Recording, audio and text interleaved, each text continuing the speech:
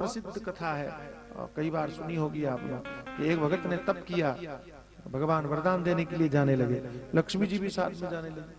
भगवान ने कहा देवी तुम रहने दो, हम ही को जाने दो, हमारा तप कर रहा है। तो उन्होंने कहा नहीं नहीं महाराज, हम साथ में चलेंगे। ये तो आपने भी सुना होगा कि जब भी भगवान वरदान देने के लिए जाते हैं अकेले ही जाते हैं, साथ में ले नहीं जाते लक्ष्मी जी, है ना, अकेले ही जाते। आज लक्ष्मी जी जिद कर गई, नहीं नहीं हम भी चलेंगे, देखेंगे तो सही आप कैसे वरदान देते हो। मैंने सुना है आप लोग जिद कर जाओ तो फिर किसी की चलती नहीं है।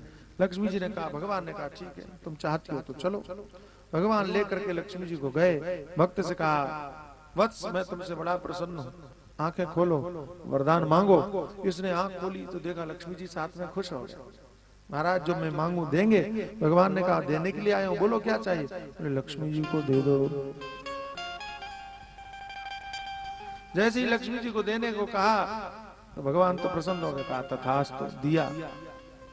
लक्ष्मी जी भगवान की तरफ देखने लगी, महाराज आपने ये क्या किया, आपने हमको क्यों दे दिया। तो भगवान मुस्कुराए, भगवान ने कहा देवी इसीलिए हमने तुमसे कहा था कि तुम साथ में मत चलो, क्योंकि इन लोगों को मैं जानता हूं, भजन मेरा करते हैं, चाहते तुम्हें, तुम्हें देखते ही हमें भूल जाते हैं, इसीलिए तुमको साथ में लेके नहीं जाते। ताली बजा के यही बता रहे हो कि लक्ष्मी जी को ही चाहते हो।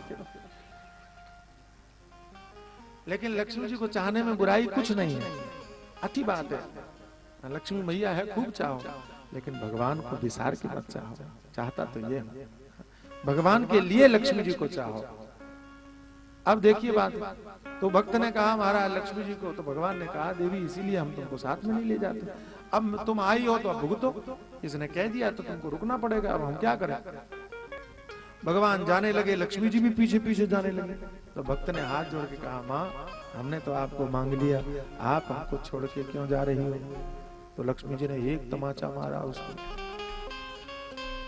आपको भी लक्ष्मी के कई तमाचे पड़ चुके होंगे, हमें विश्वास है, जरूर ऐसे लोगों को लक्ष्मी जी तमाचा जरूर पड़ता है, जो भगवान को छोड़ के केवल लक्ष्मी की बात करते हैं, उनको जरूर जीवन में तमाचे पड़ते हैं।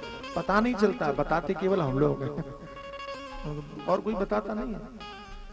और जीवन में जब भी आपको आर्थिक परेशानी आए, मैं आपको कथा के मंच से कहता हूँ कि जीवन में जब भी आपको आर्थिक परेशानी आए, लक्ष्मी जी का तमाचा पड़े, आप समझ लेना आपने भगवान को भूलने की भूल की है, इसीलिए लक्ष्मी जी ने आपको तमाचा मारा है। जरूर ये सच है। तो जैसे ही उसको थप्पड़ पड़ा, वहां कहा माँ हमने कोई भूल की। बोले हाँ तुमने भूल की। बोले क्या। तो मैया ने कहा कि अगर तुम ये चाहते थे कि मैं तुम्हारे घर पे रहूं तो तुमको एक समझदारी का काम करना था। कहा क्या। बोले तुम हाथ जोड़ के भगवान से कहते प्रभु आप यहीं पधारो। अरे भगवान यहाँ रहते तो मुझे तो बैकुंठ छोड़ के भी आना पड़ता, लेकिन तुमने भगवान से तो कह दिया आप जाओ लक्ष्मी जी को छोड़ दो। अब भैया कोई पत्नी बिना पति के कैसे रहेगी, पति को तो छेड़ दिया, लेके जाओ, पत्नी कैसे हम कैसे रहेंगे, इसलिए हमको जाना पड़ेगा। तो समझदारी इसी में है कि लक्ष्मी जी को चाहने के साथ साथ में पहले भगवान को है। समझ में आया ना। तो जब भी लक्ष्मी जी को चाहने की कामना करो तो लक्ष्मी जी से यही कह दो माता जी हम आपको इसीलिए चाह रहे हैं ताकि कथा करवा सके। तो लक्ष्मी जी को आना ही पड़ेगा, है ना?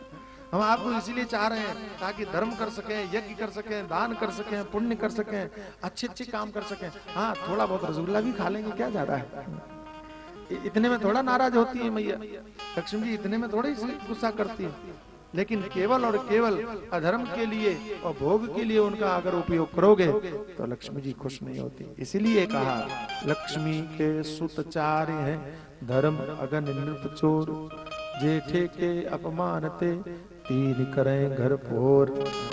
तो लक्ष्मी जी के 4 पुत्र हैं, सबसे बड़ा पुत्र कौन है, तो कहा धर्म है। धर्म के लिए अगर लक्ष्मी जी का उपयोग किया तो लक्ष्मी जी प्रसन्न रहते हैं, लेकिन अगर आपने धर्म के लिए उपयोग नहीं किया तो 3 लड़के जो हैं वो पूरा का पूरा सब सत्यानाश कर देते हैं। कौन कौन, तो कहा या तो आग लगेगी, या फिर इनकम टैक्स वाले आएंगे,